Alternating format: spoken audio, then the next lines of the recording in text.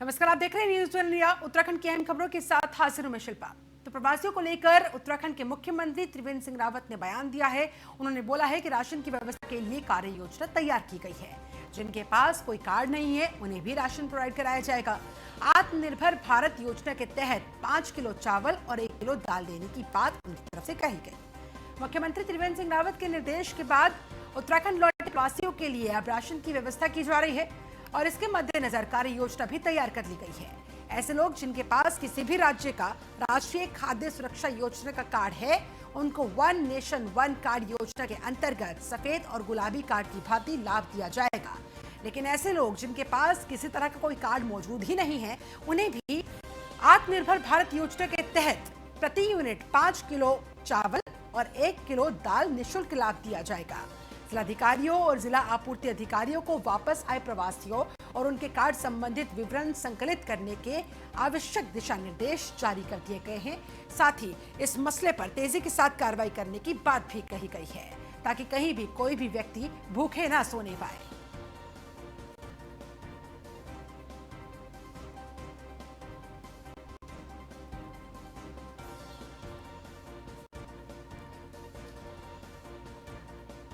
तो आत्मनिर्भर भारत योजना के तहत 5 किलो चावल और 1 किलो दाल देने की बात कही गई है। जिन लोगों के पास कार्ड है बहुत अच्छी बात है, लेकिन जिन लोगों के पास कार्ड नहीं है उन्हें भी वंचित नहीं रखा जाएगा, उन तक भी राशन की व्यवस्था करवाई जाएगी। ये बात खुद उत्तराखंड के मुख्यमंत्री त्रिवेंद्र सिंह रावत कहते नजर आए। इस तरह से सभी लोगों का ध्यान पूरी तरह से यहाँ पर उत्तराखंड सरकार रखती हुई नजर आ रही है। खासतौर पर प्रवासी मजदूर जो यहाँ लौटे हैं, इनको लेकर खास व्यवस्थाएं करवाने की बात कही गई है। खास तौर पर एक कार्य योजना को बनाया गया है, जिसको अब धरातल पर उतारने के दिशा निर्देश भी सीएम ने दे दिए हैं। जिनके पास कार्ड है उन लोगों को वन नेशन वन कार्ड योजना के तहत ये सुविधा मुहैया कराई जाएगी। जिनके पास कार्ड नहीं है उन्हें आत्मनिर्भर भारत योजना के तहत ये सारा सामान पहुंचाया जाएगा।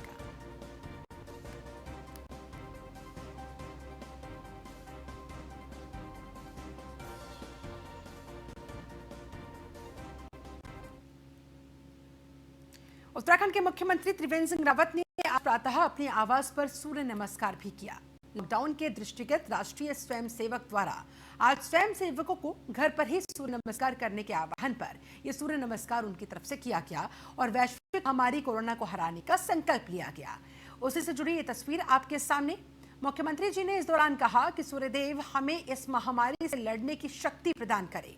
मिलकर हमें इस कोरोना महामारी को हराना है। चलिए आज ये संकल्प ले। तो उत्तराखंड के सीएम त्रिवेंद्र सिंह रावत आज प्रातः कुछ इस तरह से, कुछ इस अंदाज में सूर्य नमस्कार करते दिखे।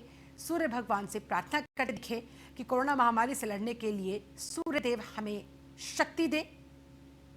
आरएसएस के आह्वान पर उत्तराखंड के सीएम ने यह सूर्य नमस्कार किया और कोरोना वायरस को हराने का संकल्प लिया।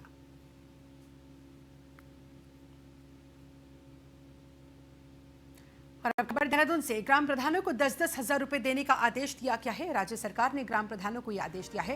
क्वारंटाइन और व्यवस्था पर खर्च होंगे ये 10-10 हजार रुपए जो बांटे जाएंगे। क्वारंटाइन सेंटर में सुविधाएं होनी चाहिए, स्थिति वहां की बदतर नहीं होनी चाहिए। मॉनिटरिंग के लिए भी सरकारी कर्मचारी लगाने के आदेश दिए गए हैं। मुख्य सचिव उत्पल कुमार ने सभी डीएम को आदेश जारी किए। हर ग्राम सभा के लिए शिक्षक या फिर तहसील कर्मचारियों की ड्यूटी लगाई जानी चाहिए। उत्पल कुमार की तरफ से यह भी कहा गया।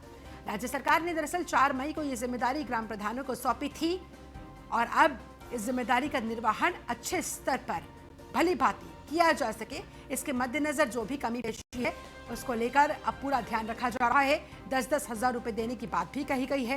राज्य सरकार ने ग्राम प्रधानों को यह आदेश दिया है कि क्वारंटाइन सेंटर्स पर और वहां पर होने वाली सारी व्यवस्थाओं पर यह पैसा खर्च होना चाहिए, ताकि कहीं कोई कमी पेशी ना रहे। जो लोग क्वारंटाइन सेंटर्स में पहुंचे उन्हें दिक्कत परेशानियों का सामना ना करना पड़े। तभी मिलजुल कर एक दूसरे के सहयोग से और अपनी अपनी जिम्मेदारी का निर्वहन करते हुए ही इस कोरोना वायरस को, इस महामारी को हराया जा सकता है।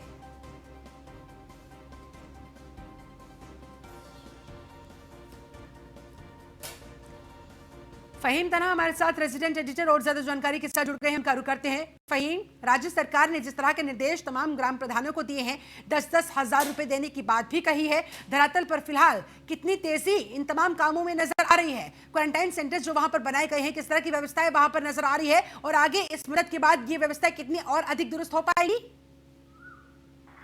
देखिए शिल्पा, जब से 4 मई से राज्य सरकार ने एक आदेश जारी किया था जिसमें प्रधानों को व्यवस्था की जिम्मेदारी दी थी। जो लोग प्रवासी आ रहे हैं वो गांव के भी हैं, तो वहां पर क्वारंटीन व्यवस्था और उनको स्वास्थ्य चेकअप, ये तमाम सुविधाओं को लेकर के, व्यवस्थाओं को लेकर के प्रधानों को जिम्मेदारी दी थी।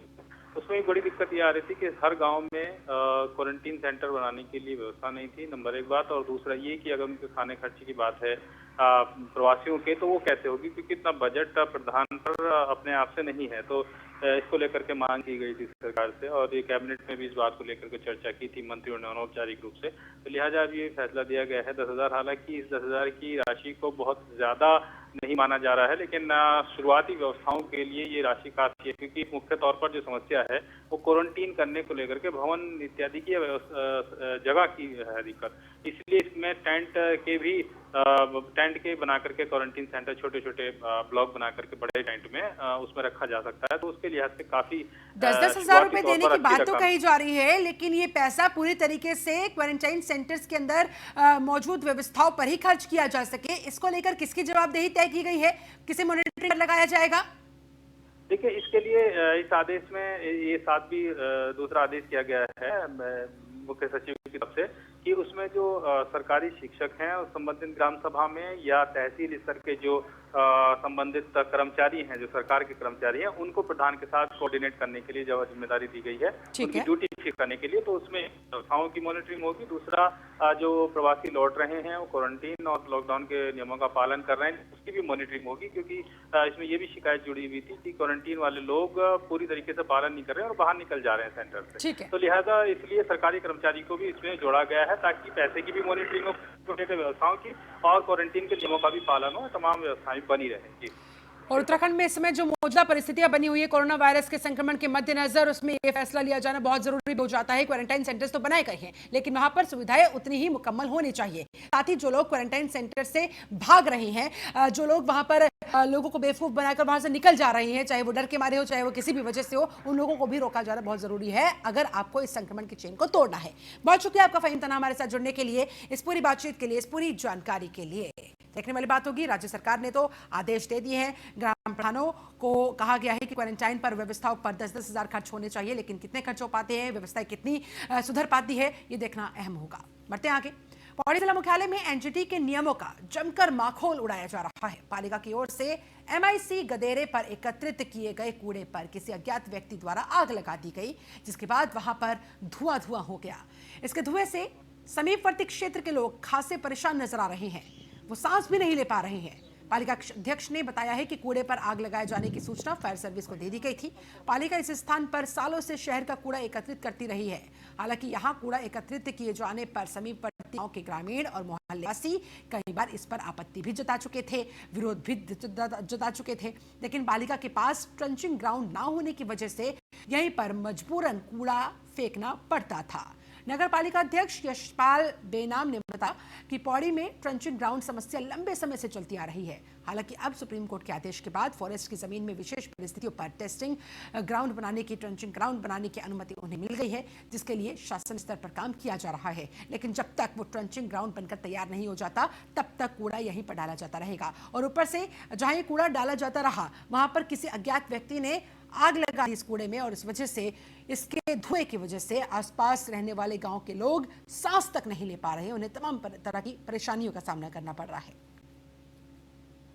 हमने इस जमीन को फॉरेस्ट की जो जमीन थी खिरसू रोड पर, उसे लिया है। उसका तमाम उसमें औपचारिकताएं पूरी हो चुकी है।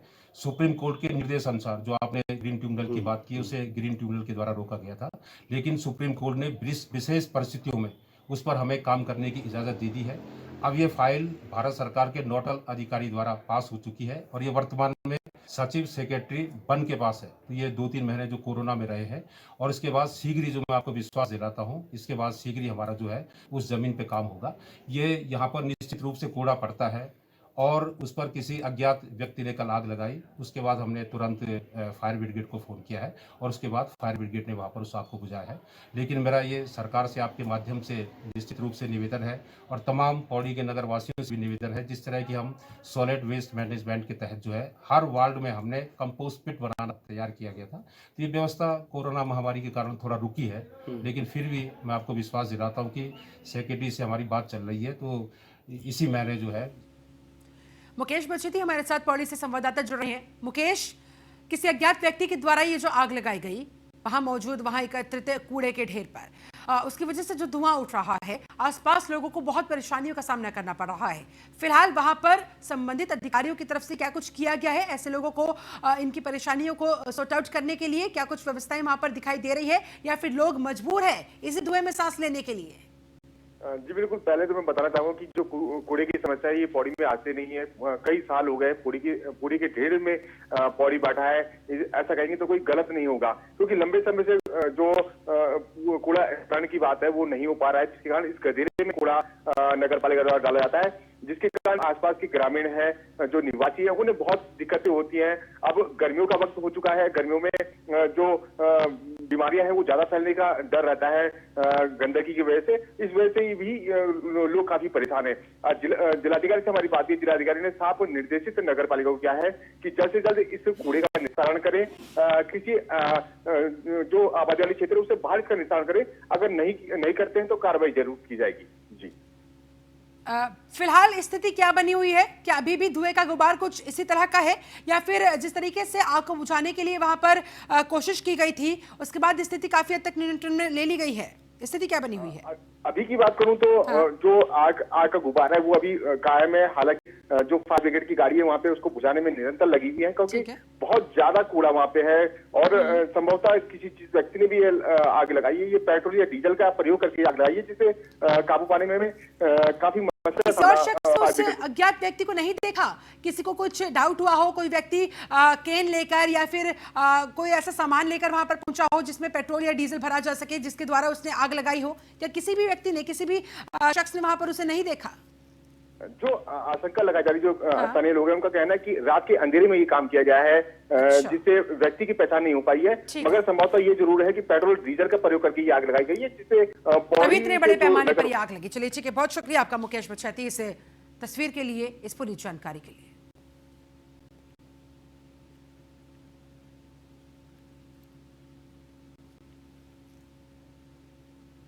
वहीं नरेंद्रनगर स्थित श्रीदेव सुमन राजकीय संयुक्त चिकित्सालय कई सालों से विशेषज्ञ डॉक्टरों की कमी से जूझ रहा है। अस्पताल में ईएनटी, ऑर्थोपेडिक, चर्म रोग और फिजिशियन जैसे विशेषज्ञ डॉक्टरों की कमी देखी गई है। रेडियोलॉजिस्ट डॉक्टर गीतिका जोशी हफ्ते में 4 दिन हरिद्वार और 2 दिन नरेंद्रनगर में तैनाती देती है। अस्पताल में डॉक्टर्स के 19 पद स्वीकृत है, जबकि सिर्फ 12 ही डॉक्टर अस्पताल में कार्यरत है।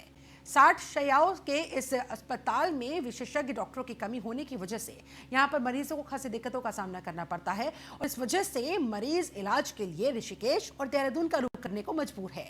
यही वजह है कि आज मौके पर अस्पताल में सिर्फ 2 ही मरीज भर्ती हैं। विशेषज्ञ चिकित्सकों की कुछ पोस्ट खाली हैं, जैसे फिजिशियन हैं, ईएनटी सर्जन है, जनरल सर्जन है, ऑर्थोपेडिक सर्जन है, स्किन स्पेशलिस्ट हैं।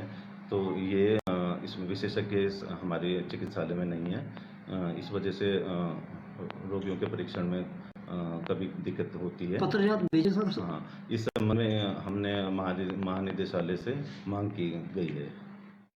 जनपद का कभी जिला मुख्यालय रहा ये नरेंद्रनगर का संयुक्त चिकित्सालय नरेंद्रनगर। ये आजकल विशेषज्ञ डॉक्टरों की कमी कारण सुना पड़ा है। सभी लोग यहाँ पर जो लोग अपना उपचार के लिए आ रहे हैं उन्हें मायूस होकर वापस लौटना पड़ता है। तो कई वर्षों से ये लगातार जनता की मांग है कि यहाँ पर विशेषज्ञ डॉक्टरों की नियुक्ति की जाए, ताकि उन्हें यहाँ पर भरपूर सुविधाएं मिल जाए।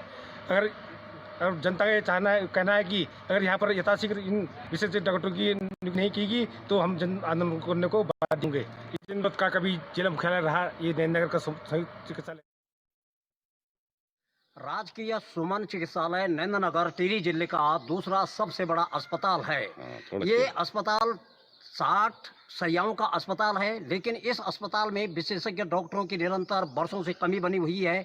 यहाँ पर ईएनटी, ऑर्थोपेडिक, चर्म रोग और जनरल सर्जन की लगातार कमी बनी हुई है। यहाँ की जनता ने लगातार सरकार से मांग की है कि विशेषज्ञ डॉक्टरों के यहाँ पर पद भरे जाएं, लेकिन वो आज तक नहीं भरे गए हैं। जबकि ये हॉस्पिटल ऋषिकेश और गंगोत्री राष्ट्रीय राजमार्ग पर पड़ता है। ऐसे में पर्यटकों के लिए बहुत ही लाभकारी ये होना चाहिए कि यहाँ पर डॉक्टर हों, लेकिन जो आज तक नहीं है। यहाँ की क्षेत्रीय जनता निरंतर मांग कर रही है और कब क्षेत्रीय जनता की इस मांग को सरकार पूरी करती है, ये देखने की बात होगी। नरेंद्र नगर से न्यूज़ 1 इंडिया के लिए मैं वत्सपति रयाल। ब्रेक के बाद स्वागत है आपका। खबर देहरादून से। विधानसभा ने अगले सत्र को लेकर ऑनलाइन शुरुआत की। विधायकों से सत्र के लिए ऑनलाइन प्रश्न मांगे जा रहे हैं। स्पीकर प्रेमचंद अग्रवाल ने सभी विधायकों से प्रश्न भेजने को कहा है। ऑनलाइन प्रश्नों की शुरुआत में अभी 11 विधायकों ने प्रश्न भेज दिए हैं। सत्र में प्रश्न आना बहुत जरूरी होता है। स्पीकर प्रेमचंद अग्रवाल ने यह भी कहा कि प्रश्नों के माध्यम से ही, इनके जरिए ही विधायक अपने क्षेत्र की समस्याओं को उठा पाते हैं। ऐसे में एक एक करते हुए सभी विधायकों से प्रश्न मंगवाए जा रहे हैं। 11 विधायक अब तक प्रश्न भेज चुके हैं। देखिए, जब विधानसभा का सत्रावसान हो जाता है तो माननीय विधायक का एक अधिकार हो जाता है कि वो अपने क्षेत्र से जो भी वो समझें वो अपने प्रश्न विधानसभा में लगा सकते हैं। और चूँकि आजकल लॉकडाउन है, तमाम माननीय विधायक अपने क्षेत्रों में कोरोना से निपटने के लिए मुस्तैद हैं, बहुत अपना योगदान भी दे रहे हैं। मैं उनका अभिनंदन कर रहा हूँ, धन्यवाद दे रहा हूँ। लेकिन उनके प्रश्न कैसे आए, इसके लिए फिर हमने चिंता की और आपको मैं बताते हुए संतोष व्यक्त कर रहा हूँ कि हमने ऑनलाइन ईमेल उनको जो है ईमेल आईडी दी और उनसे कहा कि आप अपने प्रश्न जो है आप भेजिए। और ये भी कहा कि एक माननीय विधायक को एक दिन में 5 प्रश्न लगाने का हमने प्रावधान रखा है। और साथ में ये भी आग्रह किया है कि जो भी माननीय विधायक अपने प्रश्न इस बीच में भेजेंगे, इस दौरान भेजेंगे, जब लॉकडाउन खुलेगा उसके 1 हफ्ते के अंदर, जब भी उनका आना देहरादून या विधानसभा में हो, तो अपने उस प्रश्न की मूल प्रति भी साथ में हमें दें, ताकि उसका मिलान करके कि उन्होंने ही भेजे हैं और फिर आने वाले सत्र में। जहां एक और कोरोना वायरस महामारी बीमारी के बढ़ते कदम को लेकर सरकार ने अलग अलग जोन बनाए हैं, जिसमें रेड जोन को एक अलग ही नजरिया दे दिया गया, जिसमें सिर्फ और सिर्फ जरूरी सामानों की दुकानों को खोलने, लोगों को बिना वजह घर से बाहर ना निकलने और सोशल डिस्टेंसिंग का सख्ती से पालन करने का कड़ा आदेश जारी किया गया। पर रेड जोन में रुड़की शहर में लॉकडाउन और सोशल डिस्टेंसिंग की किस तरह से धज्जियां उड़ी, तस्वीरें आपके सामने। यहाँ ना तो पुलिस सख्त है, ना ही प्रशासन के अधिकारी सख्ती बरत रहे हैं। मशहूर शिक्षा नगरी रुड़की का नजारा कुछ इस तरह का है, तस्वीरें आपके सामने हैं। यहाँ पर शहर के अलग अलग हिस्सों में भीड़ भाड़ नजर आती है और सोशल डिस्टेंसिंग की धज्जियां उड़ती नजर आती है।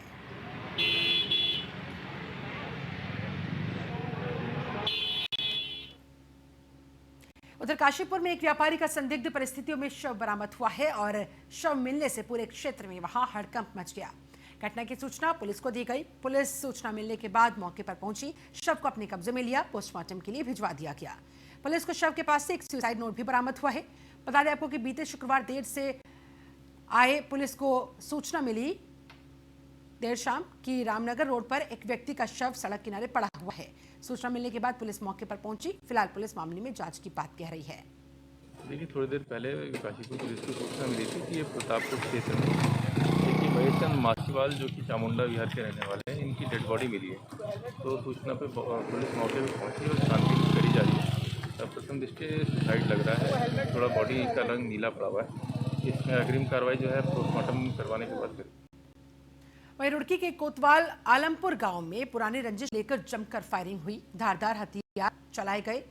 फायरिंग में 2 लोगों को गोली लगने की जानकारी सामने आ रही है, जबकि आधा दर्जन लोग दोनों पक्षों के घायल हो गए। गोली लगने वालों में एक 12 साल का बच्चा भी शामिल है। सभी घायलों को उपचार के लिए सिविल अस्पताल में भर्ती कराया गया है, जिनमें 2 की हालत को गंभीर देखते हुए हायर सेंटर इन्हें रेफर कर दिया गया। गांव में गोली चलने के बाद से ही अफरा तफरी का माहौल पैदा है। ग्रामीणों के मुताबिक कुछ दिन पहले कोतवाल आलमपुर गांव निवासी शहनवाज पर गांव से लौटते समय कुछ लोगों ने जानलेवा हमला बोल दिया था। इसकी सूचना उसने अगले दिन जबरेड़ा पुलिस को दी। ग्रामीणों का आरोप है कि पुलिस पूरे मामले की छानबीन अभी कर ही रही थी कि दूसरे पक्ष के लोगों ने फायरिंग की, धारदार हथियार से हमला बोल दिया। पक्षों में लड़ाई हो रही थी, मेडिकल से आ रहा था, मेडिकल की तरफ ही लड़ाई बज रही थी। तो जैसे पब्लिक वहाँ से भाग के सारे, तो जैसे मैं उधर से आ रहा था तो आदमी ऊपर से नीचे आया, रईस यासीन का। तो उसने जो जेब में कट्टा ले रखा था तो ये जो बैठे पड़े ना मामू मेरे जो इस रात, तो ये नीचे चले गोली, ये तो इधर उधर हो गए। तो मैं जैसा भागा वहाँ से उधर को देखा घूम के, तो एकदम मेरे हाथ लग गई गोली का। किस बात को लेकर हुआ झगड़ा? बस जी मुझे तो ये भी पता नहीं किस बात को इनकी लड़ाई है। दो पक्षों में झगड़े का मामला है, जिसमें ये है जो है दोनों पक्ष, एक पक्ष को गन शॉट इंजरी आई है, जिसको हमने यहाँ पर मैनेज कर दिया है। और मैनेज करने के बाद हम जिनको एक बच्चा है और एक बड़ा है जिनको गन शॉट इंजरी है, उनको हमने हायर सेंटर रेफर किया है ताकि उनका फर्दर मैनेजमेंट हो सके। घायल तो 3 है, लेकिन 2 को गन शॉट हथियार और लाठी डंडों दोनों संभावनाएं हैं। अभी दो गंभीर है, जिनको गन शॉट इंजरी है वो दोनों गंभीर है, इसलिए हम उनको रेफर कर रहे हैं। बाकी एक मरीज का अभी हम मैनेज कर रहे हैं ऑब्जर्वेशन में। वहीं लॉकडाउन में बिना अनुमति स्कूटी से बद्रीनाथ जा रही विदेशी युवती को श्रीनगर गढ़वाल में जब पुलिस ने रोका तो वो पुलिस से ही उलझ गई। कीर्तिनगर पुल पर जब ड्यूटी पर मौजूद महिला पुलिस उपनिरीक्षक ने उसे रोका, उसे टोका, तो उसने मेडिकल जांच प्रमाण पत्र तो दिखा दिया, लेकिन वो अनुमति पत्र नहीं दिखा सकी, लिहाजा उसे वापस ही लौटा दिया गया। खुद को डॉक्टर बताने वाली ब्राजील निवासी युवती के अनुसार वो पिछले 4 सालों से लक्ष्मण झूला स्थित एक योगा आश्रम में रह रही है और बद्रीनाथ केदारनाथ दर्शन के लिए वो जाना चाहती थी, लेकिन बीच रास्ते में ही पुलिस ने उसे रोक लिया, जिसके बाद वो उल्टा पुलिस से ही झगड़ने लगी। You can't go to Prayag without any permission. But where do I get a permission? You go to Rudraprayag. This is a medical certificate. Now you go back. You can't go to Prayag without any permission. But where do I get a permission? You go to Rudraprayag. This is a medical certificate. Now you.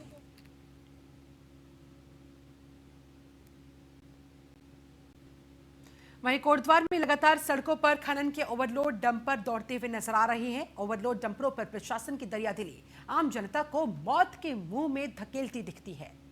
खनन के overloaded डंपरों से सड़कों पर कई feet गहरे गड्ढे हो जाते हैं, जो आए दिन दुर्घटनाओं को फिर न्योता देते हैं।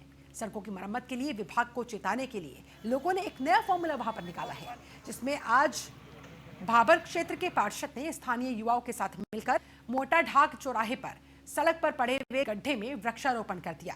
कोटद्वार में इस समय रिवर चैनलाइजेशन का काम जोरों पर चल रहा है।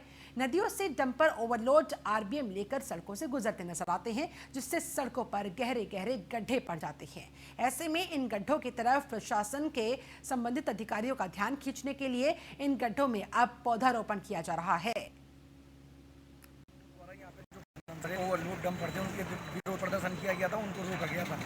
हमारा खनन का विरोध नहीं है, हम चाहते हैं कि खनन हो, क्योंकि खनन से सरकार को राजस्व मिल रहा है। लेकिन स्थिति यह है कि कुछ भ्रष्टाचार अधिकारी हमारी सरकार के अच्छे काम चाहते हैं। 200 क्विंटल का डंपर 500 क्विंटल माल ले जाता है।